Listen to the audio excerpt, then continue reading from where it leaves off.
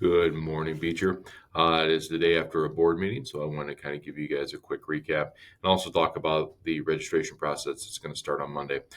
So the big things that happened on the board meeting last night, they talked about board goals and the direction we want to continue to move in terms of a district. And those board goals would be used to renew the strategic plan, which I will guide over the next year or so.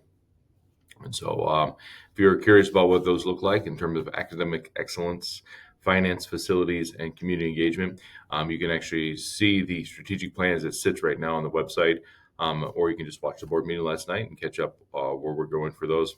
Those will be available probably within the next month to look at. And then we accepted the resignation of our PE teacher, Ms. Hawk, and our bus driver, Steve June. So if you happen to know anybody who wants to be a PE teacher at the high school, please have them apply. I know it's kind of the middle of the summer, and people aren't quite thinking about that yet. But we're looking for a PE teacher at the high school, and then as always, we're always looking for bus drivers. It seems to be one of those positions that all schools are always looking for, whether it's a full-time driver or even sub-drivers. We're always looking for those. So if you know somebody who can drive a bus, give them us a call. So then the other big news, whether that's good or bad for our families who realize that we're talking about school starting already. We're still over a month away, so please continue to enjoy this beautiful weather. Monday is our registrations opening. So you're one of three categories, I believe. First, you'll get your SNAP code over the next couple days.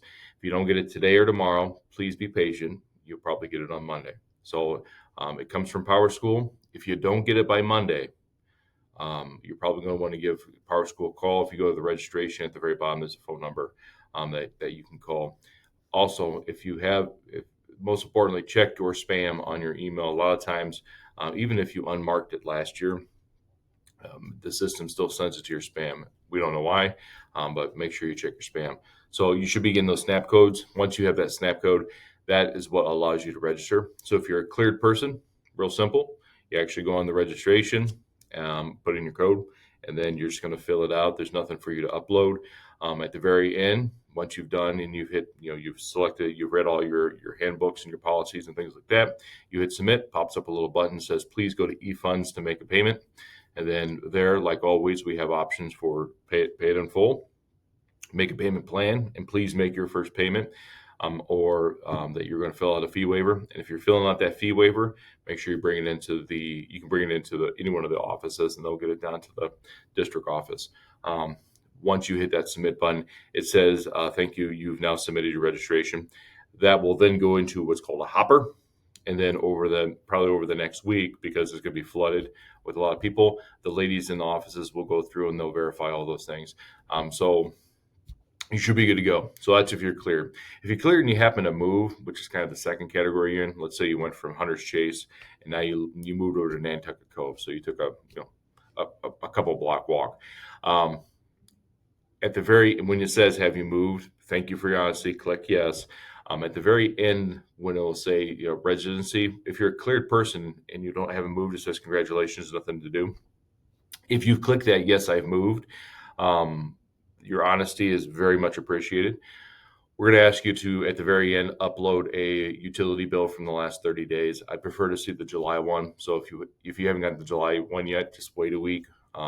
They should be coming out here pretty soon. You can either scan it, upload it through your computer, or you can take a picture on your phone and then upload it from your phone, either to your email or even straight to the registration. So that's the only difference you'll see if you happen to move and you're cleared. If you're not cleared, or if you happen to be new to the district, you can actually go online. You can fill all that stuff out, but when you get to the residency portion of your registration, it's going to stop you. You can try to hit submit. It's going to stop you. Nothing's going to happen. It's going to say that you need to report to district office. And again, that means that you did not meet the threshold within the computer program of clear. And so you'll need to come here like you did 2-3 years ago and redo residency. So if you're a homeowner, you simply need to bring your utility bill, your driver's license, or some kind of ID that tells us who you are. And then 2 additional bills that link you to that residence.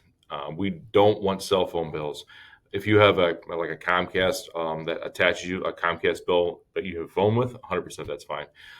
Looking for water bills, insurance bills, um, government um, codes, things like that. Anything, SNAP benefits, anything that links you to that house, bring those in. Those are all great. We'll make sure you get taken care of. If you're a renter, yes, you need to make sure you have an updated affidavit of residency that has to come. You have to come in with your landlord because your landlord has to prove that they actually do indeed live or own that resident. So, if you want, the affidavit does need to be notarized. Both of the ladies here in the district office are notaries, so don't worry too much about that. Don't go out and spend money on a notary if you bring your landlord in here, and you'll just sign it in front of our ladies. It's no cost to you to get things notarized, residency things notarized here.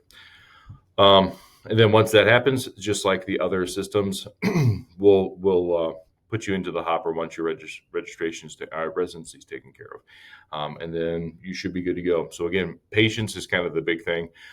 Whether that's waiting for that SNAP code, it should be coming out over the next couple of days. If not, check your spam. If you still don't get it by like Monday midday, that's when you probably want to call Power School. Check that spam, and then once you've completed your registration, it will put you into the hopper. And again, remember, we have over 1,000 kids who are capable of registering on Monday. So, it's a lot of people. So just be patient with us. Once you get in, once it says your registration has been submitted, give it a couple days, let it kind of filter through. And if something, you can always call at the end of the week or even the next Monday and say, hey, just checking on my registration. You should get an email that says that you've been registered. So when it happens, you're good to go. And then lastly, the last portion that a lot of times will hiccup or stop you, and this is what the ladies have to check on, is that payment. So you can either pay in full through eFunds, you can make a payment plan and then make your first payment, or you need to bring in your waiver form. And so that's really what the ladies have to go through in each one of the offices. So if you're wondering where your registration, why it hasn't been approved yet, there's a good chance that they're looking at eFunds or there's a hiccup somewhere that that they have to reach out to. Okay. So I apologize, kind of a lengthy video, but the registration process is very important because obviously we want kids at school. That's kind of what we do here. All right. Other than that, have yourselves a phenomenal rest of your weekend, and good luck next week with registration.